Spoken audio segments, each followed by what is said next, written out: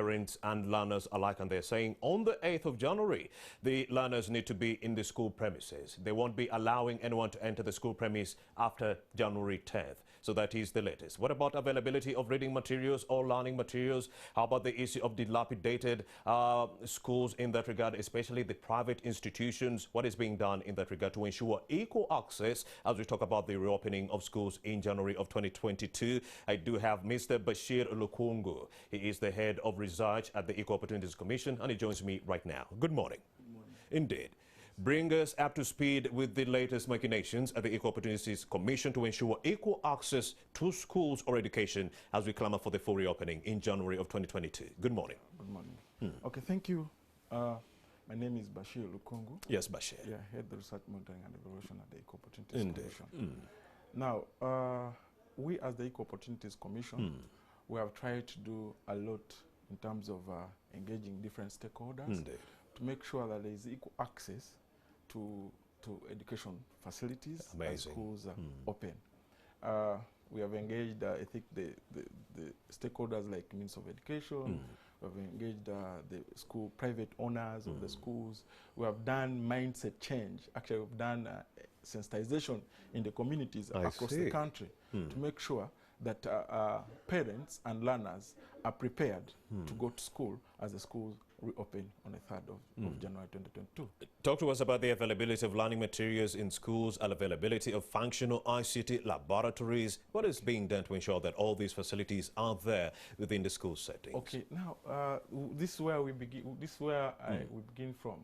Availability of learning materials. Indeed. Of course, we know that in the country, at least 3 students share a textbook. 3 students are sharing a textbook.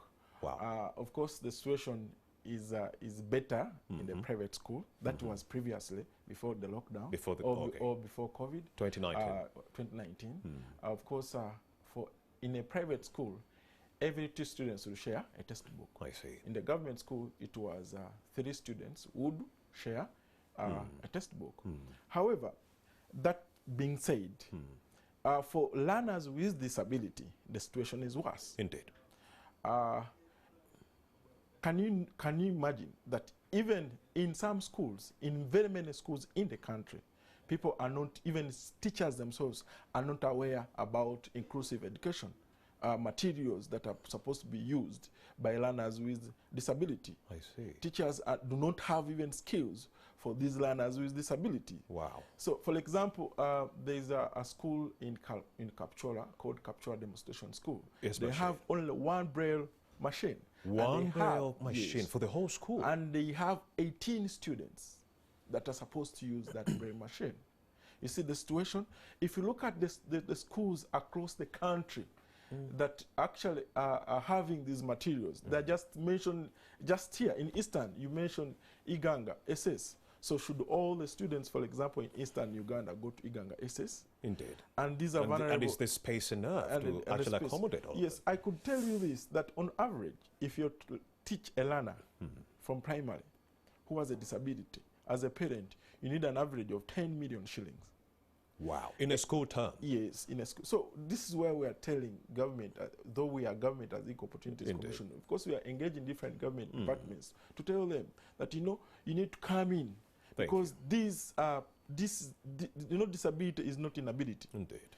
They are very bright students. Yeah, they are very bright students, but they need the materials to be like at the same level with other learners. Yes, Bashir. Yes. Let's talk about the BITVET institutions. We need to talk about, what about ICT material? This is worse. Because you're talking about technological advancements. Yes, remember in A-level, if you're doing entrepreneurship, you have to do computer. But do you know that here in central Buganda, or in Buganda here in central, only if you visited 100 schools, you'd meet 26 of the schools are the ones that have functional laboratories, ICT laboratories. I hear you.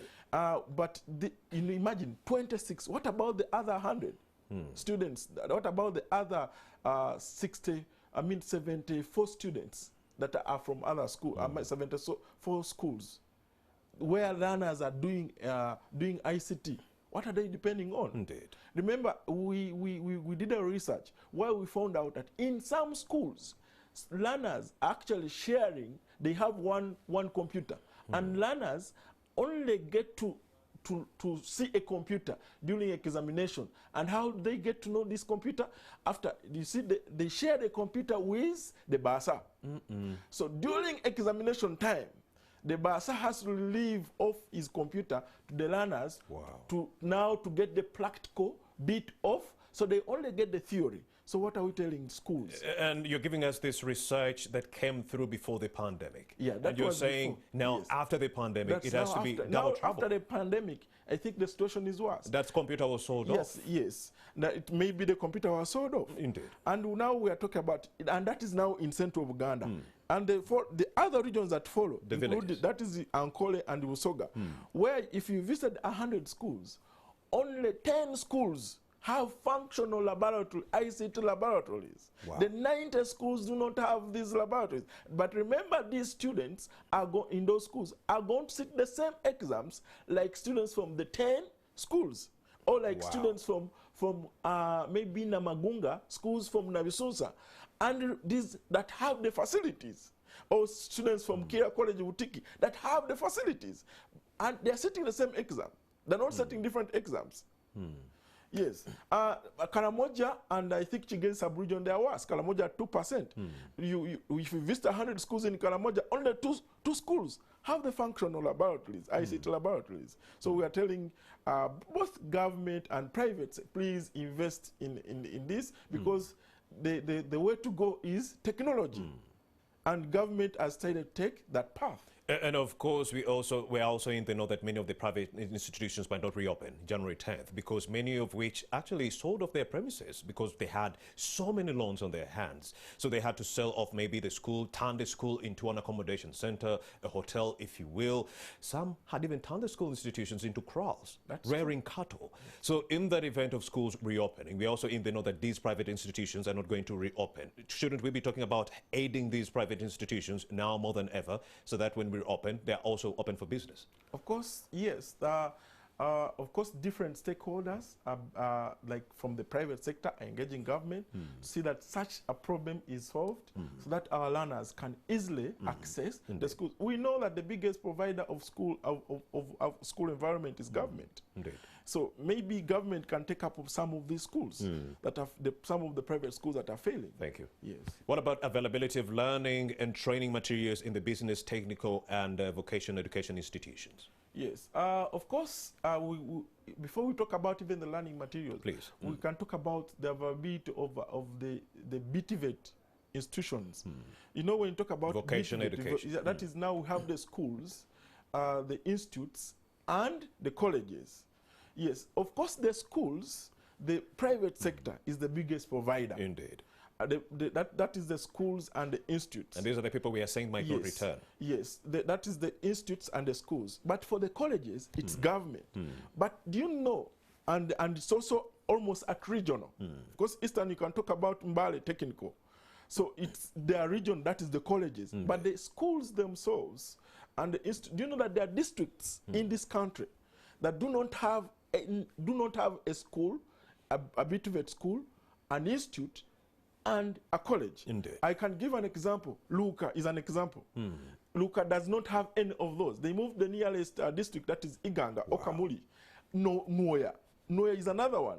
Noya does not have any of the three. They moved to the nearest district, that is Gulu. And of course, and yet majority, and you know, these are hands-on. We are telling our parents, we're telling our parents to make sure that their students join some of these BTVET schools. But remember the distance that is traveled from one district to another. Then when you talk about a bit of materials, learning materials, the learning materials for BTVET are very, very expensive. Indeed. And that's why you see that when you get some of these BTVET schools, they're lacking. It's only the government BTVET schools that have all the equipments. But now the admission, they're lacking because of the mindset of our people. Many of our people have failed to get in the BTVET issue. Indeed. That parents are discouraging. And that's one that came out still through our research, that some of the parents are discouraging their children to join BITFET schools, thinking that they cannot prosper through that line. Thinking vocational education is for failure. Yes. Highly wrong. Speak to the government. The officials are watching. What do you need to see put in place as the Equal Opportunities Commission to ensure a safe and full reopening of the education institutions in 2022?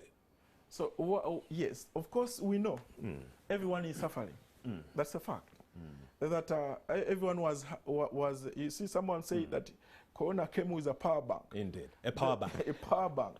That there's a wave one, you have Delta, now you've moved to Omicron. So meaning, let the different schools allow in the learners as parents are looking for the school fees. Indeed. We know there are learners, we know as the Equal Opportunities Commission, that there are learners that had paid school fees and were there for 2 weeks. Indeed.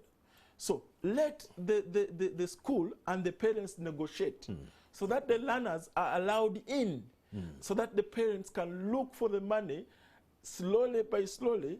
And actually, they can even allow deposits, not paying full at once, because everyone does not have the money at the time. Everyone has been affected by coronavirus or COVID-19. That is Bashir Lukungu for you, the head of research at the Equal Opportunities Commission. And I must say, you couldn't have nailed that submission more spot on. Thank you very much for actually joining us. Thank you very much. Indeed. Of course, you are still watching Morning at NTV. Yes, a special thanks to Alex Waiswa, Opiolo Amanu, and also Bashir Lukungu for having made the time to speak to us on this opportune day. And of course, COVID-19 is still here. If you're celebrating